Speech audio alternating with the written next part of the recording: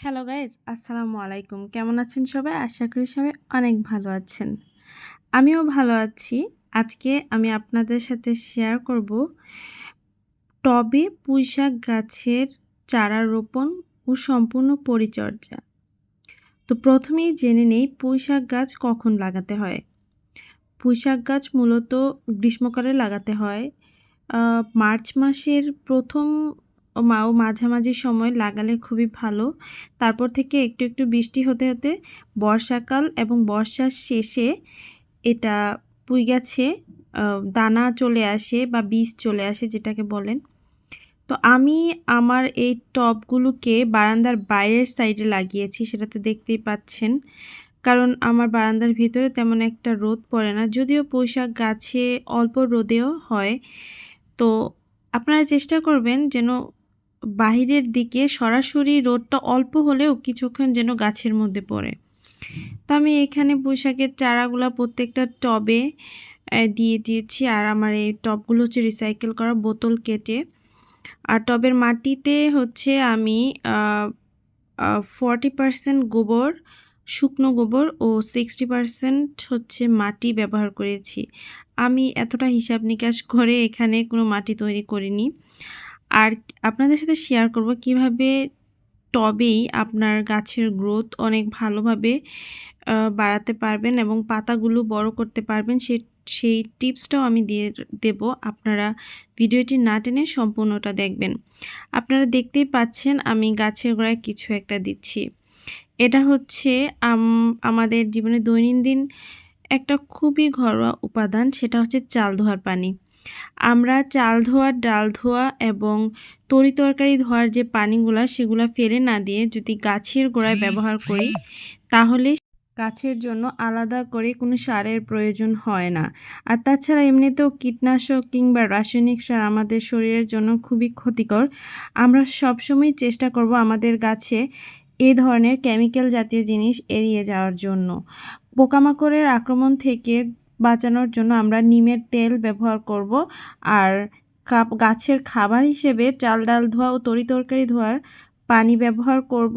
সাথে গোবর বা কিচেন ওয়েস্টগুলো সেগুলো গাছের সার হিসেবে ব্যবহার করব। তাহলে আমাদের গাছের গ্রোথ এবং স্বাস্থ্যসম্মত যে ব্যাপারটা সেই জিনিসটাও ভালো থাকবে। আর আমার এই গাছে দেখতে পাচ্ছেন পাতার মধ্যে লাল লাল যে ফোঁটগুলো পড়েছে, এগুলো তখনই হবে যখন আপনার পুঁইশাক গাছে পানির অভাবটা বেশি হয়ে যাবে, অর্থাৎ মাটি যখন একদম শুকিয়ে যাবে। তো খেয়াল রাখতে হবে যে পুঁইশাক গাছের গোড়ার মাটি যেন কখনোই একদম শুকিয়ে না যায়, যেন সবসময় ভেজা থাকে, তাহলে আর এই সমস্যাগুলো হবে না। কিন্তু আমি যখন এই ভিডিওটা করছিলাম তখন পুঁইশাক গাছের 2 মাস বয়স। তখন হচ্ছে খুবই খরা চলতেছিল, ঠিকমতো পানি দিতে পারছিলাম না ব্যস্ততার কারণে, আর বৃষ্টিও হচ্ছিল না। আপনারা তো জানেন সারা বাংলাদেশের উপর দিয়ে কি তাপদাহ চলছিল তখনকার সময়কার এই ভিডিওটা। আর কারণ আমি এই পুঁইশাক গাছের প্রথম থেকে এই পর্যন্ত যে ভিডিওটা, সম্পূর্ণ ভিডিওটা কিন্তু প্রায় 3 মাসের ভিডিও। আমি অনেক ধৈর্য ধরে ভিডিও করে করে কালেক্ট করে রেখেছি আপনাদের সাথে শেয়ার করার জন্য। আর আমি হচ্ছে প্রথমবারের মতন 2 মাস পরে গাছের আগা ডগা কিছু কেটে দিলাম। এই যে দেখেন নতুন নতুন ডাল বের হচ্ছে, এগুলো কেটে দিলে তাহলে এই নতুন যে কুঁড়ি এবং ডালগুলো আসছে এগুলো অনেক দ্রুত বড় হয়ে যাবে। তো এই বড় বড় পাতাগুলো আমি ছেটে দিচ্ছি।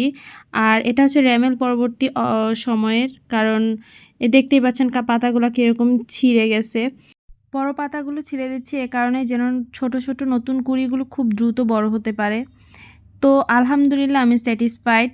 আর আমার এখানে হচ্ছে দেখেন আমি কেটে দেওয়ার পর কত ডালপালা বের হয়েছে। এটা হচ্ছে আরও 1 মাস পরের ভিডিও, মানে 3 মাসে, আমি তো বললামই যে 3 মাস ধরে ভিডিওটা আমি করেছি। তো আমার 2টা গাছের গ্রোথ মোটামুটি মাশাল্লাহ ভালো, আর একটার তো অনেক ভালো, এটার আগা ডগা অনেক হয়েছে আলহামদুলিল্লাহ। আর একটা গাছ কেন যেন মানে বাড়েনি, হয়তো কোনো একটা সমস্যা হয়েছে, আমি যত্ন করতে পারিনি ভালোভাবে বা ভালোভাবে সে খাবারটা পায়নি, শিকড় পর্যন্ত পৌঁছায়নি। তো আমি আজকে দ্বিতীয়বারের মতন কেটে নিচ্ছি, আবারও যেন নতুন করে কুঁড়ি আসে এবং নতুন ডালপালা ছাড়ে।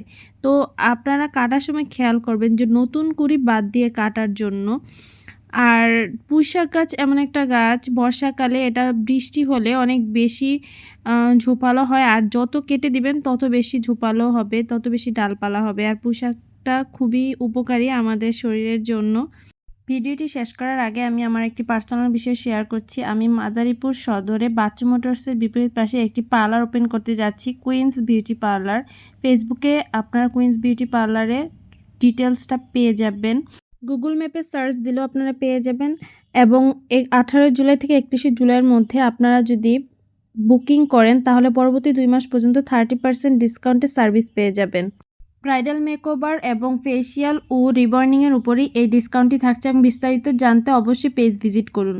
তো আপনারা ভালো থাকবেন, আমার জন্য দোয়া করবেন, আমার পার্লারটা যেন আমি ভালোভাবে শুরু করতে পারি সেটার জন্য দোয়া করবেন। ভিডিওটি ভালো লাগলে একটি শেয়ার দিয়ে দিবেন। আল্লাহ হাফেজ।